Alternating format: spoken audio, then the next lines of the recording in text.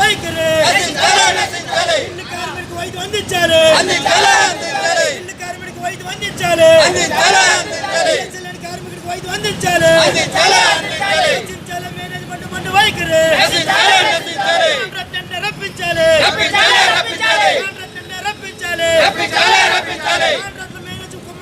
వైద్యుడికి అందించగలిగే management కార్మికుల ఐక్యత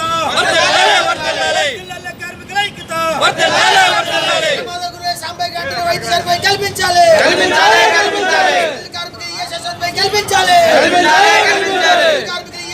కల్పించాలి జిందాబాద్ వర్కర్స్ యూనిటీ జిందాబాద్ వర్కర్స్ యూనిటీ ప్రమాదానికి గురైన సాంబయ్య గంటల వైద్య సదుపాయం కల్పించాలి ప్రమాదానికి గురైన సాంబయ్య వైద్య సదుపాయం కల్పించాలి జిందాబాద్ వర్కర్స్ యూనిటీ జిందాబాద్ వర్కర్స్ యూనిటీ ప్రమాదకర కారణాలు మేనేజ్మెంట్ వెంటనే తెలుసుకోవాలి ప్రమాదకర కారణాలు వెంటనే తెలుసుకోవాలి ప్రమాదకర కారణాలు మేనేజ్మెంట్ తెలుసుకోవాలి యాజమాన్య నిర్లక్ష్యం ఏ పని చేయాలి ఎలా చేయాలో మనకు అంత అవగాహన ఉంది కానీ మన పని చేసేటప్పుడు కానీ మన పై అధికారులు కానీ మన సూపర్వైజర్ కానీ మన కాంట్రాక్టర్ కానీ ఎవరొచ్చి పరిశీలించే పరిస్థితి లేదు. కానీ ఈరోజు సాంబయ్య ఈ ప్లాంట్ గురించి పనిచేసి తన ఫ్యామిలీ గురించి పనిచేసి ఈరోజు ఆ సేఫ్టీ భద్రత మీద అక్కడ జాలి లేక ఆ జాలి మునిగిపోవడం ఉగిలేడు వల్ల కిందకి వెళ్ళిపోయి 6 అడుగుల లోతులో 4 అడుగులు వాటర్ ఉంది. బ్యాంక్ వరకు మొత్తం కాలిపోయి ఒక ఏదైతే ఉందో ఏదో అంటారు కదా గొరిపోతే ఏదో పెడతారు దాన్ని ఆ టైప్లో మొత్తం ఒగిలేసి ఉంది. ఆయన హాస్పిటల్లో మాత్రం చాలా సీరియస్గా ఉంది. మనం వెళ్ళాం ఇక్కడి నుంచి వాళ్ళు జనరల్ హాస్పిటల్ నుంచి సివిల్స్లో పెడితే ఎక్కడ పెట్టారంటే మెయిన్ ఏదైతే బర్నింగ్ ఏసీ ఉందో అక్కడ తీసుకెళ్ళలేదు. తను ఫ్రంట్ లెవెల్లో ఉంచి టేబుల్ పైన పెట్టి సెంటర్ ఏసీలో పెట్టారు. ఆ సెంటర్ ఏసీ కూడా పనిచేయలేదు. నేను చెక్ చేశాను. అసలు కాలిపోయిన మనిషి కాడ 80% టేబుల్ పైన పెట్టడం అడిగితే దానికి సమాధానం లేదు. ఏసీ అడిగితే నా ఎదురుగా ఇద్దరు టెక్నీషియన్ తీసుకొచ్చి ఆ ఏసీని రిపోర్ట్ చేయడం జరిగింది. అయినా ఏసీ రావట్లేదు. చివరికి అడిగితే అక్కడ మాత్రం ఆ పేషెంట్ తీసుకెళ్ళడం వాస్తవం అయితే డబ్బులు ఎవరు పే చేయాలనేది దానికి గందరగోళం ఉంది. అందువల్ల ఇప్పుడు ఆయన కొట్టుమిట్లు ఆడుతున్నాడు. నిన్నటి వరకు ఈ ఓవర్ వరకు కూడా పాస్ అవ్వట్లేదు, ఏం కూడా పాస్ రావట్లేదు, యూరియన్ పడట్లేదు. కాబట్టి చాలా సీరియస్గా ఉంది. మరి ఎవరైతే స్కిల్ వర్కర్కి ఈరోజు మేనేజ్మెంట్ ఈఎస్ఐ లేదు, ఇన్సూరెన్స్ ద్వారా లేదా కాంట్రాక్ట్ కడతారా, ఇన్సూరెన్స్ చేసి కడతారా, యూనిమెంట్ వాడికి మనకి వైద్యం అందించే పరిస్థితి చేయకపోతే కోకోవన్ మొత్తం ఆపేస్తామనేసి ఇక్కడ ధర్నా చేస్తున్నాం. రాత్రి మనందరూ ఉంటే కాంట్రాక్టరు వాళ్ళ ఫ్యామిలీకి వచ్చి 20,000 ఇచ్చేళ్ళాడు. వాళ్ళ ఫ్యామిలీకి 20,000 ఇవ్వడం అంటే కనీసం డాక్టర్ పట్టుకుంటేనే అక్కడ బర్నర్ అంటేనే డబ్బులు అయిపోతాయి. మరి ఇక్కడ అక్కడ లక్షల కొద్ది ఖర్చు పెడిపోతే ట్రీట్మెంట్ జరగదు. కానీ 20,000 రూపాయలు ఇచ్చే నా చేతులు వెళ్ళిపోయాడు. ఆయన 2022లో ఆగస్టులో వర్క్ తీసుకున్నాడు. 2022 ఆగస్టులో వర్క్ తీసుకొని నేటికి సంవత్సరం 8 నెలలు అవుతుంది. ఇంకా 3 నెలలే టెండర్ ఉంది. ఈ సంవత్సరం 8 నెలల్లో కూడా మనం 4 నెలలు పేమెంటే చేశాడు. ఇంకో మిగతా సంవత్సరం పేమెంట్ ఈఎస్పీ ద్వారా మనం లెటర్ పెట్టి ఇక్కడ వెనకాల పెడితే పేమెంట్ వేయడం జరిగింది. ఇప్పుడు వరకు అది ఈఎస్ఐ కట్టాడో పిఎఫ్ కట్టాడో ఏంటి ఇప్పుడు వరకు తెలియదు. కానీ ఈ పరిస్థితిలో కూడా మేనేజ్మెంట్ ఏం చెప్తుందంటే కాంట్రాక్టర్ చేతి ఇవ్వకపోయినా పిఎఫ్ కట్టుకొని ఈఎస్ఐ కట్టుకున్నా ఆయన ఏదో భయపించేసి వాడు ద్వారా పాసలు చేయించిన తర్వాత మేనేజ్మెంట్ వర్క్ పట్ల మనల్ని పని సేఫ్టీ పద్ధతి లేకుండా పని చేయించేస్తున్నారు. మరి ఈరోజు పని చేసిన సాంబా సుమారుగా ఏదైతే ఉందో మెట్ల కింద దిగి 30 అడుగులు కిందకి వెళ్ళాడు. ఒక హెల్పరో ఒక స్కిల్ వర్కర్ను వెళ్ళిన తర్వాత అక్కడ ఐడి మోటార్స్ అని ఉంటాయి అన్నమాట. ఆ గొయ్య సుమారుగా ఒక టాంకీలా ఉంటుంది. అది 6 అడుగులు ఉంది. ఆ 6 అడుగులున్న గొయ్యిలోనూ 4 అడుగులు వాటర్ ఉంది. ఈ 4 వాటర్లో వాటర్ ఎలా ఉందంటే శుభ్రంగా మనం ఏదైతే బియ్యానికి ఎసరు పెడతామో ఆ విధంగా వాటర్ పూర్తిగా మరిగి ఉందన్నమాట. కెమికల్తో కలిసి మరి ఉంది. కానీ దాంట్లో ఆ జాలి మీద మనోడు ఏదైతే ఉందో పని మైండ్లో ఉండి దాన్ని మన నించోడం వల్ల జాలి కిందకు ఒగిలేయడం వల్ల మనోడు కిందకి వెళ్ళిపోతే మేము చూసాం, కరెక్ట్ చూసాం. 6 అడుగుల కంటే ఎక్కువ లేదు. మనోడు 5 అడుగుల పైన ఉన్నాడు కదా, బ్యాక్ వరకు మొత్తాన్ని కట్టుకొట్టు ఆడుకొని చివరికి ఆడుకున్న హెల్పర్ వెళ్ళి ఆయన లాగలేకపోండు. మళ్ళీ ఈ హెల్పరు మళ్ళీ పైకి వచ్చి ఇంకొకటి సాయం చేసుకొని మళ్ళీ కిందకి దిగేలోక వీళ్ళకి అక్కడ మొత్తం బాయిలర్ అయిపోయింది. కాబట్టి అక్కడ ఆ పని ప్రదేశానికి ఎవరు తీసుకెళ్ళాలి? మేనేజ్మెంట్ దగ్గరుండి సూచి చేయించాలి. కానీ ఏం చెప్తున్నారంటే మేనేజ్మెంట్ వాళ్ళ ఆఫీసులోనూ ఎక్కడో కూర్చొని ఏదో సొంత పని చూసుకొని కార్మికుడిని పంపించి సేఫ్టీ భద్రత చూడకుండా పనిచేసి కార్మికులు ఒక ఏదైతే ఉందో యాక్సిడెంట్ గురై పరిస్థితి ఉంది. సరే యాక్సిడెంట్ అయినప్పుడు కనీసం వీడు స్కిల్ వర్కర్కి వీడికి ఏదైనా ఇన్సూరెన్స్ ఉండాలి, ఈఎస్ఐ లేదు కాబట్టి ఏదైనా జరిగితే ఏంటనేది కూడా కాంట్రాక్ట్ వైపు నుంచి మేనేజ్మెంట్ అంటే ఎటువంటి ఇది లేదు. కానీ ఈరోజు ఆయన ఏదైతే ఆగమేఘల మీద కోకో నేర్చుకోవడం నుంచి మన జనరల్ హాస్పిటల్కి తీసుకెళ్తే అక్కడ ఉన్న మేనేజ్మెంట్ ఇక్కడ పరిస్థితి చాలా సీరియస్గా ఉంది. ఇక్కడ జనరల్ హాస్పిటల్లో ఏదైతే ఉందో బర్నకు సంబంధించింది లేదు ఎక్విప్మెంట్, దీన్ని అంటే సెవెన్స్ తీసుకెళ్ళాలనేసి ఒక మేనేజర్ ప్రకారంగా తీసుకెళ్ళారు. కనీసం ఆ డాక్టర్తో కనీసం ఎంతో కొంత డబ్బులు కడితే వాళ్ళు మెయిన్ బర్నలో తీసుకెళ్ళి వాడు బాడీ నిండా బర్న్ ఆయింట్మెంట్ రాసి కొంత ఏసీలో పెట్టారా. అలా కాకుండా ఒక పక్క రూమ్లో కొంత ఏసీ లేని రూమ్లో పెట్టేశారు. మేము వెళ్ళి స్ట్రగుల్ చేసిన తర్వాత వాళ్ళు చెప్పింది ఏంటంటే ఇప్పటి వరకు యూరిన్ రావట్లేదు, చాలా సీరియస్గా ఉంది, మేము సాయంత్రంలో ఏదో చెప్తామనేసి డాక్టర్ కూడా చేయలేకపోతే పరిస్థితి ఉంది. కనీసం ఇప్పుడు కాంట్రాక్టర్ కూడా ఒత్తిడి చేస్తే నేను సాయంత్రం 8:30కి వచ్చి ఒక 20,000 రూపాయలు ఫ్యామిలీ చేతిలో పెట్టేసి వెళ్ళిపోయాడు. మరి ఆయన ఏదేమైనా కాలు చిన్న ఫ్రాక్చర్ అయిందా, చిన్న మేపుచ్చుకుందా, నువ్వు 20,000 ఇచ్చేది వెళ్ళిపోనికి మొత్తం బాడీ అంతా కాలిపోతే డాక్టర్తో ఏదైతే మేనేజ్మెంట్ కాంట్రాక్ట్ మాట్లాడి ఈయన పరిస్థితి ఏంటి, ఈయనకి ఎంత ఖర్చు అవుతుంది, ఏం చేయాలనేది చర్చించే పరిస్థితి లేదు. కనీసం ఒక డిపార్ట్మెంట్ నుంచి వచ్చి ఒక కాంట్రాక్ట్ నుంచి అక్కడ హాస్పిటల్ ఎంబడీని కూడా కలిసే పరిస్థితి లేదు. కానీ ఈరోజు ఎలాగుందంటే ఆయన హాస్పిటల్ ఉన్న పేరే కానీ మంచి వైద్యం అందించే పరిస్థితి లేదు. కాబట్టి మన అందరం కలిసి ఇలాంటి స్కిల్ వర్కర్లకు ఇలా ప్రమాదాలు జరిగినప్పుడు మీరు తక్షణమే ఏదో నిర్ణయం తీసుకొని మంచి హాస్పిటల్ ఇన్సూరెన్స్ కల్పించకపోతే మొత్తం కోకవని ఆపే పరిస్థితి వస్తుంది అనేసి ఈ సభముఖంగా తెలియజేస్తున్నాను. కోనరావున బీ షిఫ్ట్ అయినా మన వాయిస్ రికార్డ్ ఎట్టిన తర్వాత నాకు బీ షిఫ్ట్ అయినా వస్తాను, ఈరోజు మనకైతే రేపు ఇంకోటి అవుతుంది. దీని మీద మన స్కిల్ వర్కర్ అనేది ఒక వైద్యం అనేది ఒక ఇన్సూరెన్స్ లేకపోతే మన పరిస్థితి ఏంటనే వీటికి జరిగితే రేపు మన పరిస్థితి ఏంటనేసి ఆయన రావడం జరిగింది. ఆయన వాళ్ళు ముందు మాట్లాడితే మిగతా వాళ్ళు మాట్లాడతారు. ఇప్పుడు మన హెచ్ఎంఎస్ నాయకుడు కోనరావు మాట్లాడతారు. కార్మికులందరికీ ముందుగా నమస్కారాలండి. నిన్న ఉదయం 11 గంటలు జరిగిన తర్వాత చాలా బాధ అనిపించింది. వీడియో చూసిన తర్వాత కూడా వెంటనే మేము మాకు సంబంధించిన యూనియన్ నాయకులు అందరూ పంపించడం జరిగింది. ఫోటోస్ ఇవన్నీ అక్కడ ముందు ఏ విధంగా అవుతున్నదో ముందు ఫోటోస్ అడిగారు, మనం ముందు తెలియదు కాబట్టి తర్వాత యాక్సిడెంట్ అయిన తర్వాత మెకానిక్ రెక్టిఫై చేస్తారు. అక్కడ జరిగింది. మళ్ళీ పోలీసు వాళ్ళు వచ్చిన తర్వాత ఏం జరిగిందని చెప్తే మేనేజ్మెంట్ వారు అక్కడ మరి వాళ్ళ ఎలక్ట్రికల్ డిపార్ట్మెంట్లో ఎంతమంది ఉన్నారో తెలియదు, కానీ మ్యాన్ పవర్ మా రిపేటరీ ఆపరేషన్ వర్కర్స్ వాళ్ళు మాట్లాడకుండా బంద్ చేశారు. ఏది జరిగింది చెప్పకుండా మమ్మల్ని బెదిరించారు. అంటే మేము యూనియన్లు కంప్లీట్ అవ్వడం జరిగింది. మరి ఈరోజు సోదరుడు వాయిస్ మెసేజ్ పెట్టారు, నిరసన తెలియజేద్దామని. మరి మా బీసీపీ అనేసి అందరూ వచ్చాము. అలాగే కోకవన్ జోన్లో అందరూ కూడా యూనియన్కి అతీతంగా ఈరోజు మన కార్మికులు దెబ్బతున్నాడు కాబట్టి మన అందరూ కూడా రావాలి. ఒక గంట ఇటు అయినా అవ్వచ్చు, కానీ మళ్ళీ వెళ్ళిపోతాం కదా, రావాలి. ఈ కార్మికుడు కాలిపోయినందుకు నా ప్రగాఢ సానుభూతిని బాధపడుతున్నాను. కాబట్టి మనందరూ కూడా అతనికి న్యాయం జరిగే వరకు పోరాడదాం వేసి మీతో పాటు నేను కూడా ఒక కార్మికుడు పాల్గొనడం చెప్పేసి ఇప్పుడు మనందరూ కూడా ఏదైతే ఉందో 8:30 నుంచి 9:30 కార్యక్రమం పెట్టాం. మళ్ళీ మనం కొంతమంది ఉండి మిగతా కలిసి ఇందులోకి వెళ్ళవలసిన బాధ్యత మనందరిపైన ఉంది. కాబట్టి మరి ఏమైనా కబురు వస్తే మళ్ళీ మనందరూ సిద్ధంగా ఉండాలి. ఇప్పుడు మన యూనియన్ గౌరవాధ్యక్షులు మాట్లాడుతూ ఈ సమావేశాన్ని ముగిస్తారు. కింద స్థాయిలో దుమ్ము ధూళి అన్ని రకాల పనులు చేసేది ఈ ప్లాంట్లో కాంట్రాక్ట్ కార్మికులే.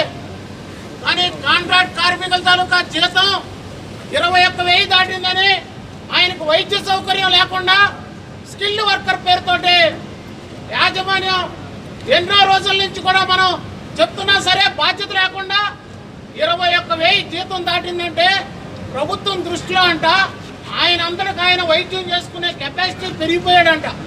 ఇది యాజమాన్యం దుర్మార్గంగా చెప్తున్నటువంటి సమాధానం.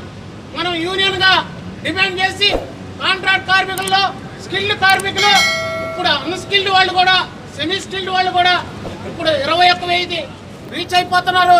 మరి వీళ్ళ తాలూకా వైద్యం గురించి కానీ పని ప్రదేశంలో ప్రమాదం జరిగితే వాళ్ళ తాలూకా బాధ్యత ఎవరు అంటే ఇంతవరకు యాజమాన్యం తాలూకా చర్య అనేది లేదు.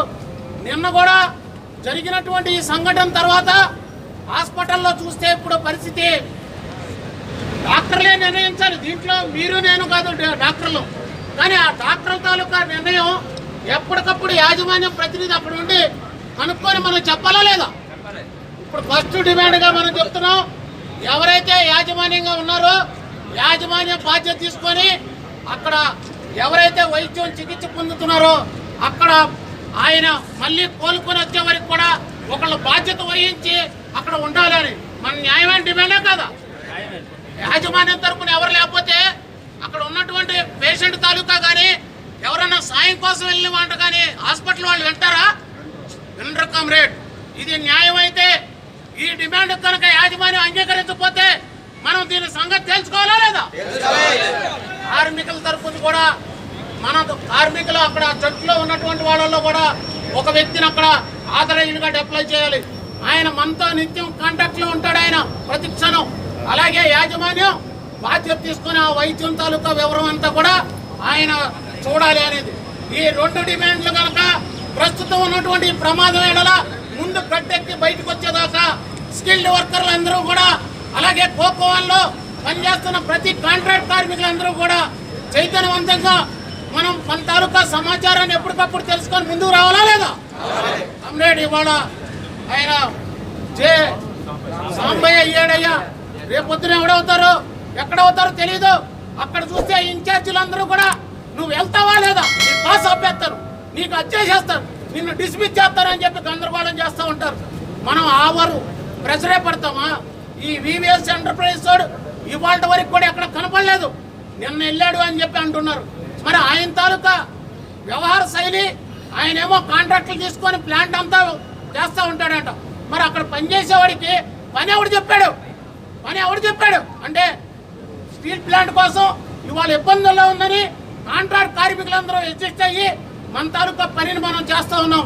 మరి సూపర్వైజర్ కానీ కాంట్రాక్ట్ ఏజెన్సీ కానీ పని చెప్పకుండా స్టీల్ ప్లాంట్ యాజమాన్యం నేరుగా పని చెప్పినప్పుడు ఈ బాధ్యతలన్నీ స్టీల్ ప్లాంట్ తీసుకోవాలా లేదా? తీసుకోవాలి కమ్రేడ్.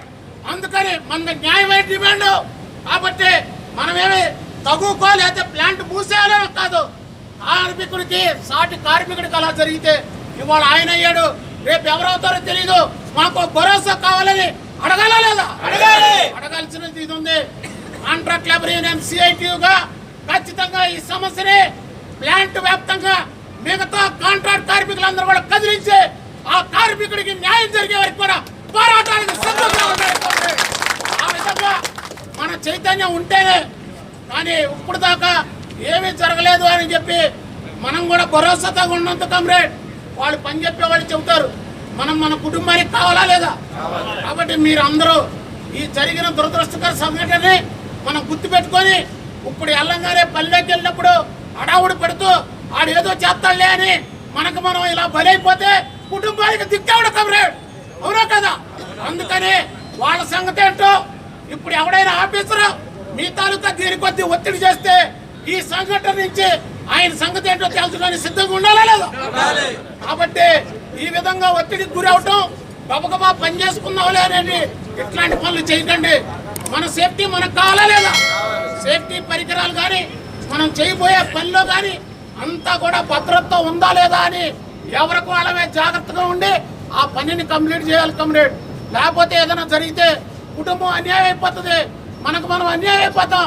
మనం లేని తర్వాత ఏం జరిగితే ఏంటి కమ్రేడ్? అందుకనే చాలా విషయాలు దీంట్లో ఇమిడి ఉన్నాయి. కాబట్టి మీరందరూ మీ తాలూకా చైతన్యంతో ఐక్యతతోటి ఈ సమస్యను పరిష్కరించుకొని మన తాలూకా ఎవరైతే గాయపడిన కార్మికుడు క్షేమంగా మనతో పాటు విధుల్లో చేరే వరకు యాజమాన్యాన్ని బాధ్యత తీసుకోవాలని చెప్పి ఆ డిమాండ్ నెరవేరేదాకా మనం అందరం కూడా ఐకమత్యంతో ఉండాలని కోరుతూ మీ అందరి దగ్గర సెలవు తీసుకున్నాను కమ్రేడ్. అధ్యక్షులు ఒక నిమిషం మాట్లాడుకుంటున్నాం. మిత్రులారా, ఈ విషయాలన్నీ చెప్పుకుంటారు. ప్రమాదం జరిగిన వెంటనే మనం ఆ స్పాట్కి వెళ్ళాం. పైనుండి 30 అడుగుల లోతులో ఉంది అది. వాళ్ళు పని అప్పచెప్పింది ఏంటంటే లెవెల్ స్కానర్, అంటే ఆ హీట్ వాటర్ వస్తుంది, ఆ వాటర్ పైకి వెళ్ళిన కొద్ది ఆ వైర్కి టచ్ అయితే ఆటోమేటిక్గా ఒక మోటార్ అనేది స్టార్ట్ అవుతుంది, సెన్సార్ అనమాట. పైపు ఆ రకంగా వాటర్ బయటకు వెళ్ళిపోతుంది. ఆ లెవెల్ స్కానర్ అనేది మార్చడానికి, కొలతలు తీయడానికి మన వాడిని పంపించారు. మనవాడితో పాటు ఇంకొక అతను, ఇద్దరు కూడా ఉన్నారు. నేను అక్కడ దిగాను కిందకి. నేను 3 నిమిషాలు ఉన్నాను అక్కడ. మొత్తం తడిసిపోయింది. అంత దారుణంగా ఉంది. గాలి లేదు. అండర్గ్రౌండ్ 30 ఏళ్ళు అండర్గ్రౌండ్లో ఉంది. గాలి లేదు. అసలే వేసవికాలం. ఆ స్టీమ్ వాటర్, ఆ వేడి, బయట వేడి, ఆ తర్వాత సిఐ వచ్చాడు, ఆయనకి కూడా చెప్పాం, పోలీసులు కూడా చెప్పాం, ఇంత దారుణంగా ఉంటుందండి, కార్మికులు ఈ కండిషన్లో పనిచేస్తున్నారు, అయినా సరే మేనేజ్మెంట్ సరిగా ఏమీ పట్టించుకోవట్లేదని చెప్పేసి మనం చెప్పాం. ఆయన జిల్లా ఎస్పీ దృష్టి తీసుకెళ్తారని చెప్పేసి ఆయన చెప్పడం జరిగింది. ఏది ఏమైనా మనం నిన్న ఇమీడియట్గా స్పందించి మన వాళ్ళందరూ ఇమీడియట్గా మన రమణ సోమేశ్వర్ అందరూ కూడా సెవెన్ ఇయర్స్ హాస్పిటల్కి వెళ్ళారు. ఇక్కడ హెచ్ఓడి జనరల్ హాస్పిటల్ తాలూకా డాక్టర్ డీజీఎం వాళ్ళిద్దరూ వెంటనే రియాక్ట్ అయ్యి సెవెన్ ఇయర్స్లో అడ్మిట్ చేశారు. సెవెన్ ఇయర్స్లో పరిస్థితి ఏంటంటే మనవాడు ఫోన్ చేసే వరకు అందులో ఏసీలో కూడా మనవాడిని పెట్టలేదంట. ఎంత దౌర్భాగ్యం అండి ఇది. పూర్తిగా కాలిపోయిన మనిషిని ఏ హాస్పిటల్ అయినా సరే ఇమీడియట్గా ఐసీలో పెట్టి ఏసీలో పెడతారు, కానీ అదేం హాస్పిటల్లో తెలియదు, అసలు ఏసీ కూడా లేదు, ఒక ఫ్యాన్ పెట్టేసి వదిలేశారని చెప్పేసి మనోడు చెప్పిన వెంటనే నేను వెంటనే రియాక్ట్ అయ్యి సీజీఎం ఇచ్చారు, గాంధీ గారికి ఫోన్ చేశాను, అలాగే ఇచ్చారు కర్రకి ఫోన్ చేశాను, మీరు ఇమీడియట్గా ఏసీ రూమ్లో పెట్టించకపోతే మాత్రం రేపు ఉదయాన్నే వచ్చి మీ అడ్మిన్ ముట్టడి చేస్తామని చెప్పేసి మనం చెప్పిన తర్వాత వాళ్ళు రియాక్ట్ అయ్యారు, ఏసీలో పెట్టారని చెప్పేసి తర్వాత మనోడు చెప్పాడు. అందుకని మనం ఎంతవరకు ఆ రకంగా చేయగలం, కానీ మేనేజ్మెంట్ చాలా దారుణంగా వ్యవహరిస్తూ ఉంది. స్కిల్ కార్మికులకి ఈఎస్ఐ పోయింది, ఆ డబ్బులతో ఒక ప్రత్యేక వైద్యం కల్పించమని చెప్పేసి ఒక హెల్త్ కార్డులు ఇవ్వమని చెప్పేసి మనం ఎప్పటి నుండో అడుగుతున్నాం. మన డబ్బులు తీసేసుకుంటున్నారు.